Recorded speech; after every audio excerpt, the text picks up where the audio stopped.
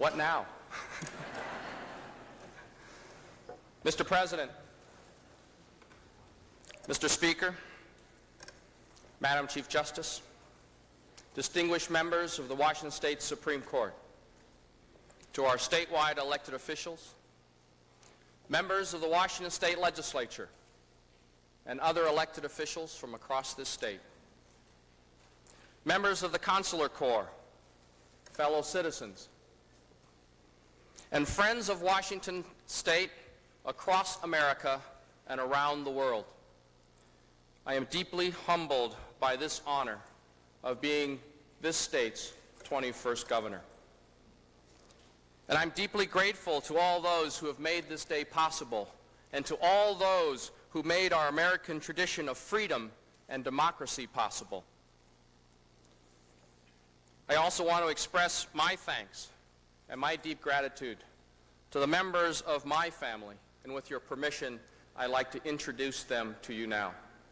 First, I'd like you to meet my father, Jimmy Locke, who fought for the United States Army in World War II and was part of the Normandy invasion, my dad.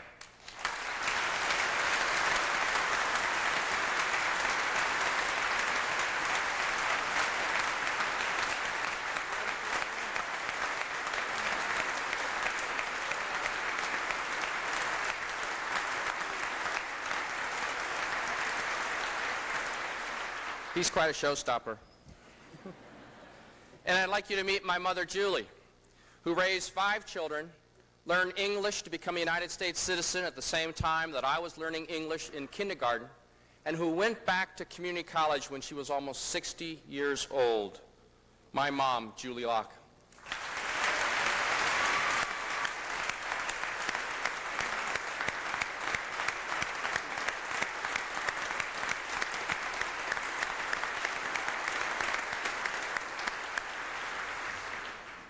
And I'd like to introduce to you my brothers and sisters.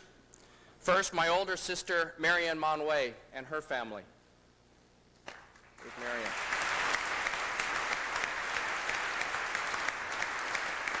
And my sister, Janie Chow, who traveled from Sacramento, and her family.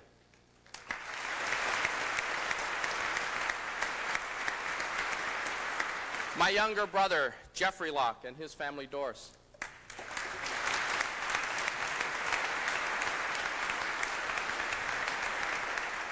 And my kid sister, whose son I've always borrowed shamelessly for those pictures, Rita Yoshihara. Rita Yoshihara. And her husband, Joseph.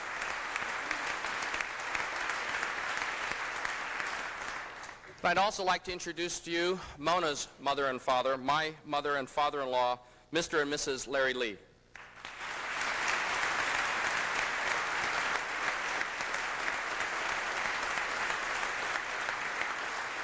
And in fact, we should just have all the relatives stand up. Will all the relatives stand up who have come long and far?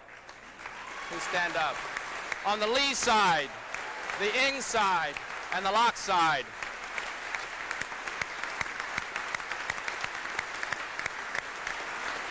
Those are just the aunts and uncles. The cousins are downstairs.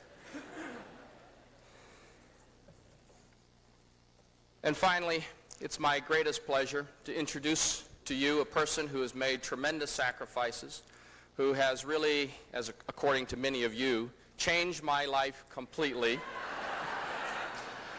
who has just been a great confidant, the great campaigner, a true partner, Washington's new First Lady, Mona Lee Locke.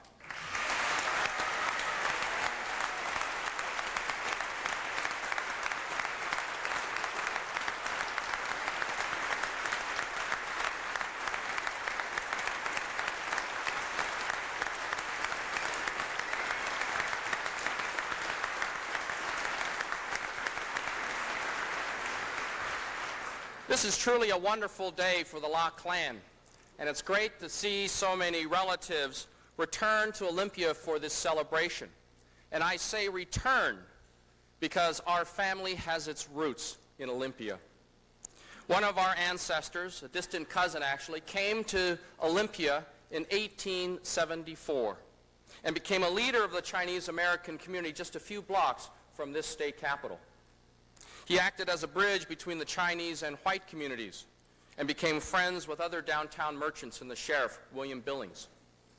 In 1886, an anti-immigrant, anti-Chinese mob threatened to burn down the Chinese settlement here.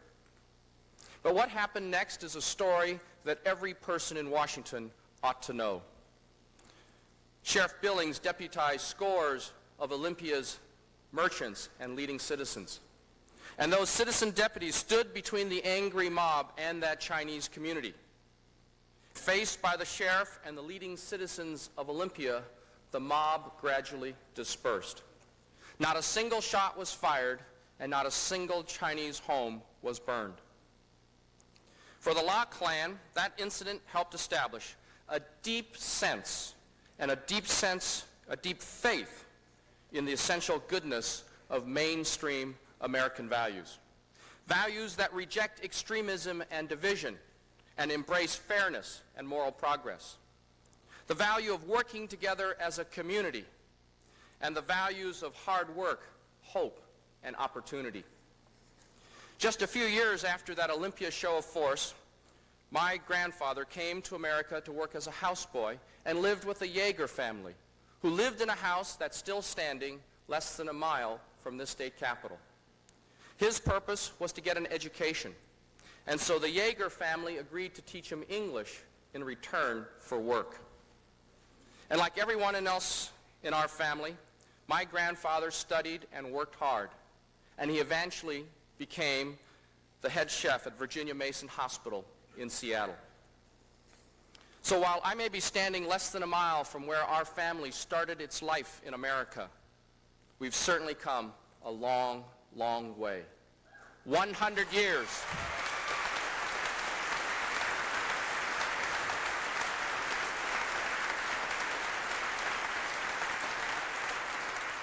100 years to travel 1 mile.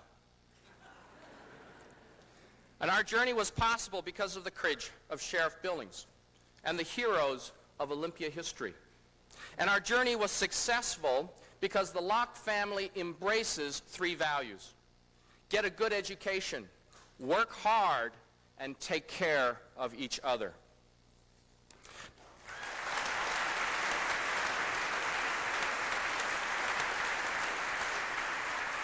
But our family history is more the norm than the exception.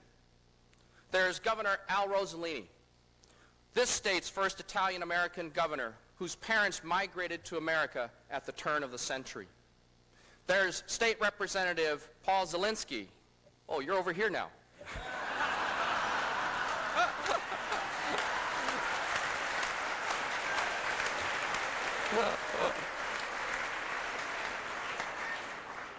State Representative Paul Zielinski, whose grandfather was a Russian sea captain. And there's Senator Dan McDonald, whose ancestors were among the pioneer settlers of the state of Washington. And there's Senator Rosa Franklin, whose family rose from slavery in South Carolina to civic leadership in Tacoma. There are millions of families like mine and millions of people like me whose ancestors dreamed the American dream and work hard to make it come true. And today, on Martin Luther King Jr.'s birthday, we're taking another step toward that dream. This is a historic day. I'm humbled and honored to be the first Chinese American, the first Asian American governor on the continental United States.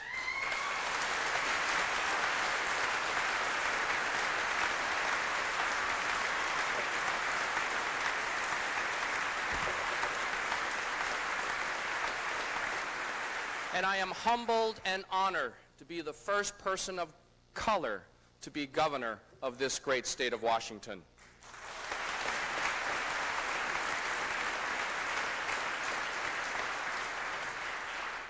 These honors are testament to how great our state is and how far we have progressed. In the 108 years since Washington became a state, we've gone from riding horses to flying in jets, from sending telegrams to sending email, and from cooking on wood stoves to cooking in microwave ovens. Can anyone even guess what the next 100 years will bring? We already know that people are developing computers that actually think, that television and telephones will merge, and that biotechnology will reveal the secrets of our genetic code that will cure and prevent many of today's diseases and ailments. Many of our children will be producing goods and services that we haven't even yet been invented. Our challenge then is to embrace change rather than to fear it. But we have no time to waste. To keep the American dream alive in a high-tech and unpredictable future, we have to raise our sights and raise our standards. We have to raise our sights above the partisanship, the prejudice, and the arrogance that keeps us from acknowledging our common humanity and our common future. And we must raise our standards of academic achievement, of government productivity and customer service, of preserving our environment, and protecting the well-being of Washington's working families.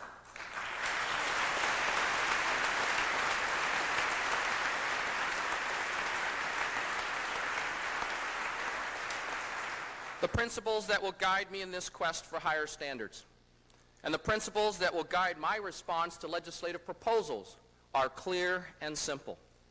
My first principle is that education is the great equalizer that makes hope and opportunity possible.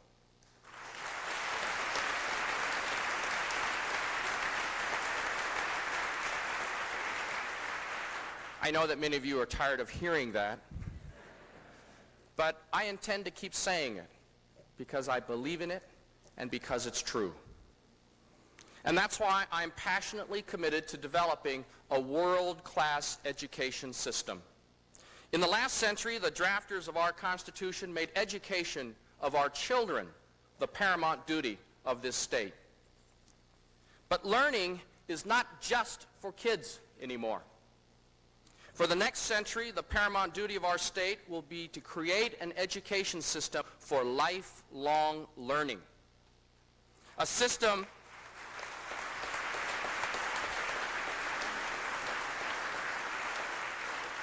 that every person, regardless of age, can plug into for basic skills, professional advancement, or personal enrichment. My second principle is to promote civility, mutual respect, and unity, and to oppose measures that divide, disrespect, and diminish our humanity.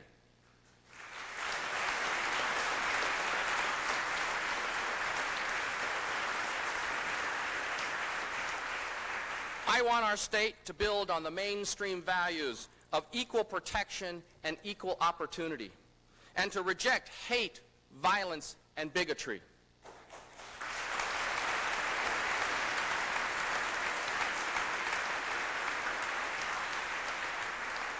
And I want our state to be known as a place where elected officials lead by example.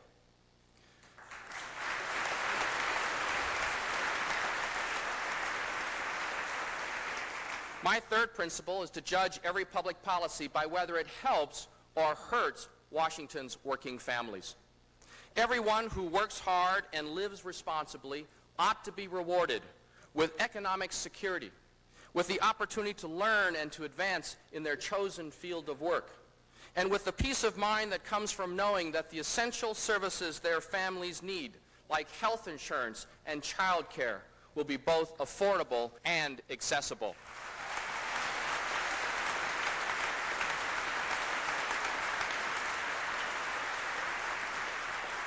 And every senior citizen who has spent a lifetime contributing to the freedom and the prosperity that we now enjoy deserves respect, security, and care.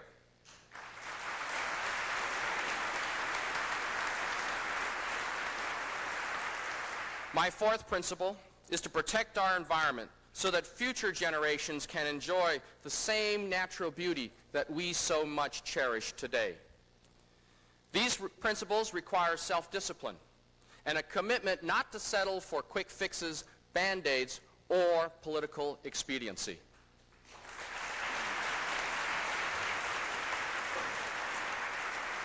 To help us live up to these principles, I intend to set clear, challenging goals and to measure our progress towards achieving those goals. Everyone in state government will be held accountable for achieving results, not for convening meetings, creating commissions, or following reams of clumsy regulations.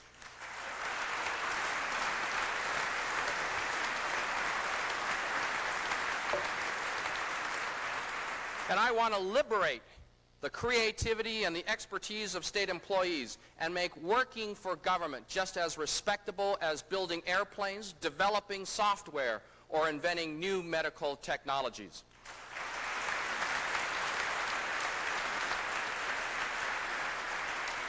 I call on every state employee to search for new and better ways of doing our work, to strive toward a higher level of customer service to the citizens of our state, and to show greater respect for every hard-earned tax dollar that we collect.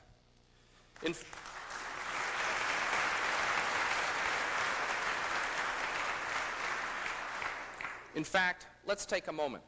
Let's take a moment to thank both state and local government employees for the truly heroic work they've done during the storms of the past few weeks.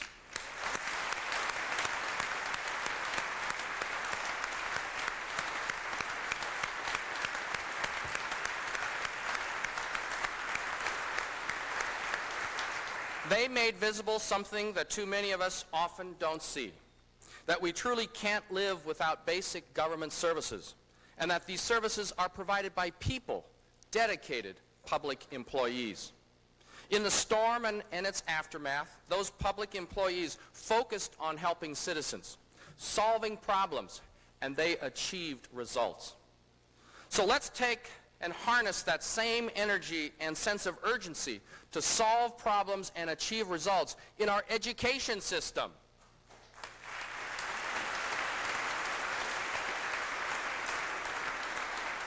We simply have to do a better job of making our schools safe and ensuring that students respect their teachers and each other.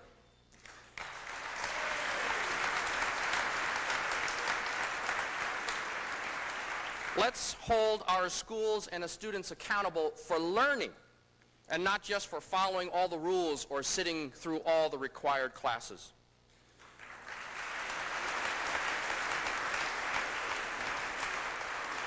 And we simply cannot break our promise to raise academic standards in this state.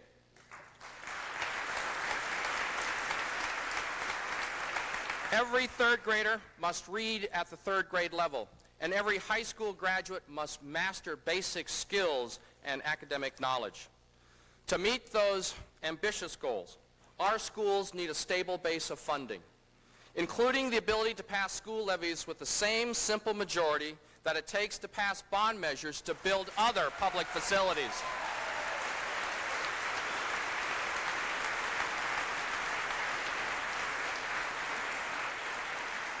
But money alone is not the answer.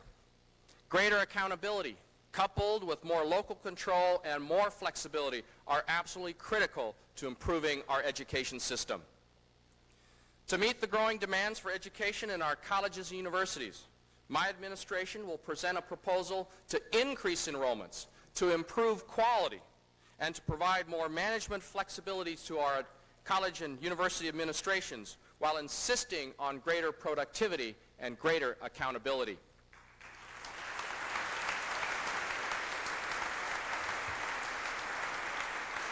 To do all this, we must make education our first priority in every single budget we write.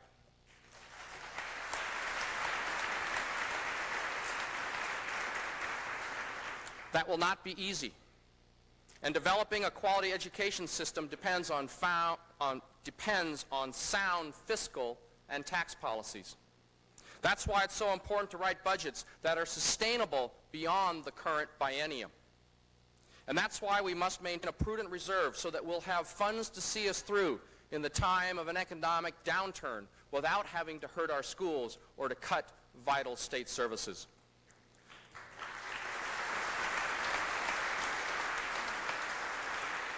This year, a balanced approach to budgeting will also include tax relief. In the last biennium, we gave almost $1 billion of tax breaks to businesses. Isn't it time to help working families?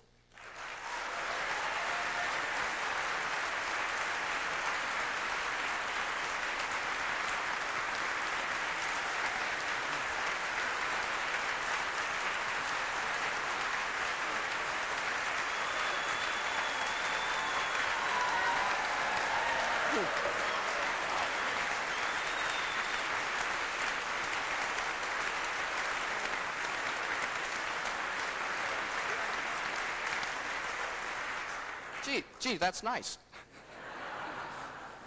For me, that means property tax relief for middle-class homeowners.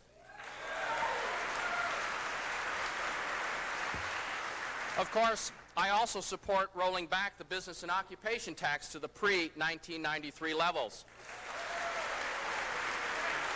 All right, there you go. Now it's your turn.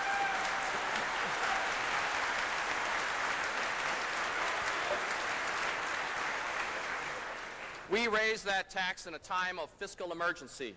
That fiscal emergency has passed, and we need to keep faith with our business community, particularly small businesses, and roll back the remainder of that B&O tax increase. But we also have a host of other problems that urgently need our attention. We need a bipartisan, comprehensive plan to invest in our transportation system, on which all of our jobs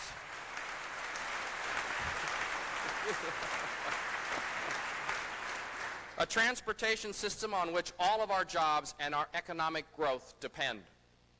Our farmers need good highways and rail systems to get their crops to market. And commuters need transit and carpool lanes so they can spend more time with their children and less time stuck in traffic.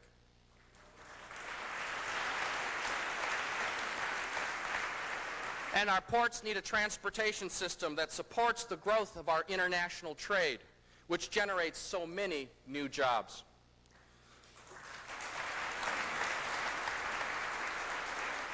There's a great deal our state can and must do to increase our competitive position in the world economy. We have an opportunity to improve Washington's international trade climate. And I'm committed to establishing strong personal relationships with overseas governments and business leaders to help Washington companies expand existing export markets and establish new ones.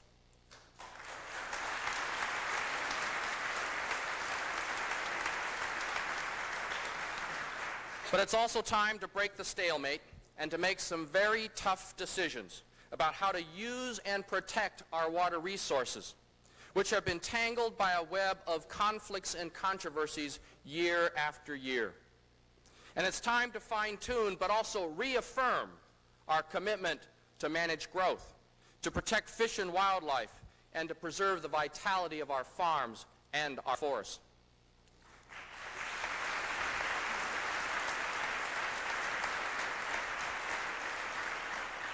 As a result of last year's federal welfare reform legislation, we have a once-in-a-lifetime chance to redesign our social safety net so that it reflects our mainstream values of hard work, hope, and opportunity.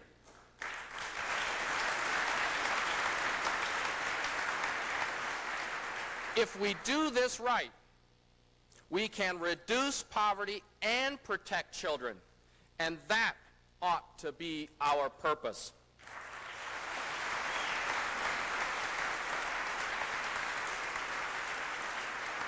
So I will propose a system that puts work first, a system designed to help people in need build upon their strengths rather than be paralyzed by their problems. To make welfare reform succeed, we need to partner with the business community and find jobs and to improve training programs so that every entry-level job in Washington is the first step on a career ladder rather than a treadmill that keeps the poor in place.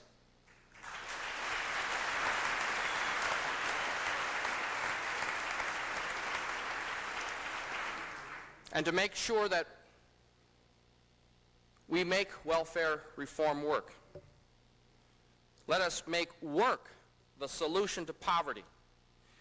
And we need to therefore make sure that work pays more than being on public assistance.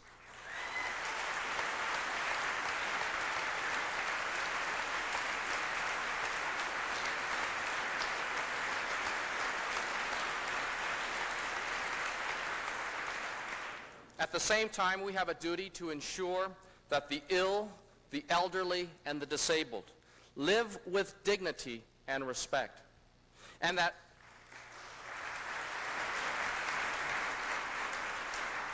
legal immigrants who have paid local, state, and federal taxes are not denied equal protection and equal treatment simply because they're not a citizen.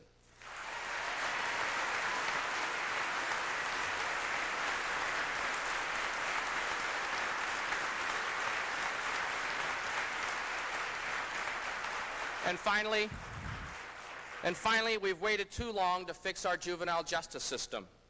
A system that lets kids get away with too much, that misses too many opportunities to turn kids around, and that leaves too many of us vulnerable to violent and dangerous young criminals. To procrastinate on any of these issues, from education to water policy to juvenile justice, is to court disaster. The clock is ticking. The new century is coming at us like a bullet train.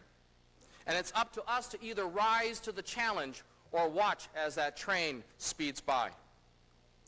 If we cultivate a habit of genuine partnership entered into with a commitment of solving problems and achieving results, we can accomplish all of our goals. Students, parents, and teachers can create the best schools. Community leaders, local and state officials can build a transportation system that meets all of our needs. And farmers, city dwellers, tribal governments, and developers can, if they work as real partners, untangle the web of water disputes and find ways to protect this very precious resource.